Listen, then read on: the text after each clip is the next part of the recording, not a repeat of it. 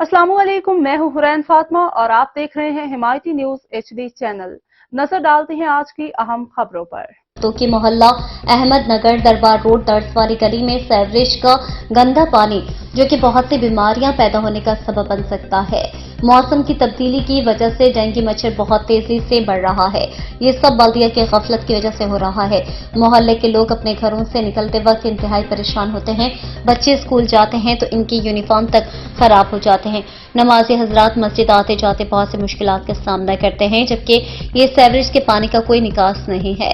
बल्दिया को चाहिए कि वो इस गंदे पानी के निजाम को दुरुस्त करे ताकि आवाम इस पानी की वजह से फैलने वाली मुहलिक बीमारियों से महफूज रह सके। लिहाजा हमारी असिस्टेंट कमिश्नर पत्तोकी से और CEO कमेटी पत्तोकी से अपील है कि फौरी नोटिस लें और इस मसले का हल निकालें।